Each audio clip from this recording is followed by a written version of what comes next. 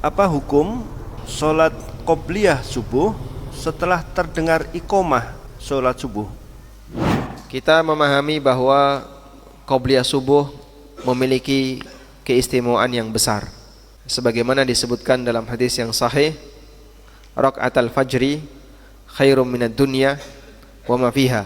2 rakaat di waktu fajar, maksudnya adalah qobliyah subuh, lebih baik daripada dunia seisinya.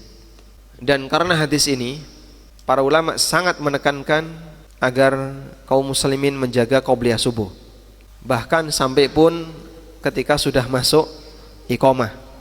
Oleh karena itu, berdasarkan hadis ini ada 3 pendapat. Pendapat pertama mengatakan, bagi siapa yang sudah masuk iqamah sementara dia sedang melaksanakan qobliyah subuh, maka dia ngukur, jika dia tidak ketinggalan rakaat yang kedua, selesaikan qobliyah subuh. Sehingga dia di masjid, dia qobliyah subuh, mungkin di Serambi atau di mana, lalu terdengar iqamah, tapi dia yakin saya tidak akan ketinggalan rakaat kedua, artinya tidak sampai habis salat subuhnya, maka sebagian ulama menganjurkan untuk diselesaikan. Ini pendapat madhab Hanafiyah, sebagaimana keterangan Az-Zailai dan beberapa ulama Hanafiyah yang lainnya. Namun disarankan agar sholatnya tidak di ruang utama, tapi di dekat pintu atau di teras atau di tempat yang lain. Akan tetapi jika dia menyelesaikan qobliyah subuh menyebabkan ketinggalan 2 rakaat sehingga dia tidak dapat jamaah, dia harus batalkan qobliyah subuhnya untuk bergabung dengan jamaah. Dengan demikian dia menggabungkan 2 keutamaan, keutamaan qobliyah subuh dan keutamaan jamaah subuh, walaupun tidak dapat rakaat pertama. Tapi kalau tadi ketinggalan sampai ketinggalan rakaat yang kedua, maka dia harus batalkan untuk qobliyah subuhnya, sebab kemaslahatan jamaah lebih tinggi daripada kemaslahatan sholat qobliyah. Pendapat kedua, jika orang itu sholat qobliyah subuh di rumah dan dia mendengar iqamah sholat subuh dikumandangkan, maka dia diperbolehkan untuk menyelesaikan. Dan ini pendapat Malikiyah. Tapi kalau dia qobliyah subuh di masjid, begitu iqamah dia harus bergabung dengan sholat jamaah. Pendapat yang ketiga, bagi mereka yang qobliyah subuh dan terdengar iqamah, batasnya adalah ketinggalan takbiratul ihram atau tidak.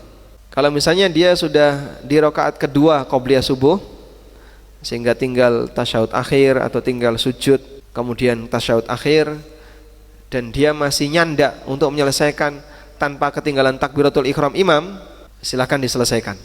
Tapi kalau ketinggalan takbiratul ihram imam, qobliyah subuhnya diputus untuk bergabung dengan imam. Dan ini mazhab Syafi'iyah dan Hambali. Dan pendapat ketiga ini yang lebih mendekati berdasarkan hadis dari Abdullah bin Buhainah. Ada sahabat yang sudah terdengar iqamah di masjid, sudah iqamah, tapi sahabat ini masih melaksanakan qobliyah subuh. Lalu Nabi SAW mengatakan, as-subhu arba'an, as-subhu arba'an. Beliau ulangi kalimat itu, as-subhu arba'an, as-subhu arba'an. Apakah sholat subuh 4 rakaat? Apakah sholat subuh 4 rakaat? Kenapa beliau tanya dengan ini? Karena kalau dia qobliyah subuh, salam kemudian langsung sholat subuh, mengesankan apa? 4 rakaat. Kalau sudah qomat, sholat subuhnya 2 rakaat, maka langsung bergabung. Dan ini menunjukkan bahwa beliau mengingkari praktek sahabat tadi yang beliau ada qobliyah subuh padahal sudah mendengar iqamah. Dan insyaallah inilah yang lebih mendekati. Karena itu bagi mereka yang melaksanakan qobliyah subuh sementara sudah terdengar iqamah dan dia yakin tidak dapat takbiratul ihram salat subuh, maka batalkan qobliyah subuhnya. Wallahu a'lam.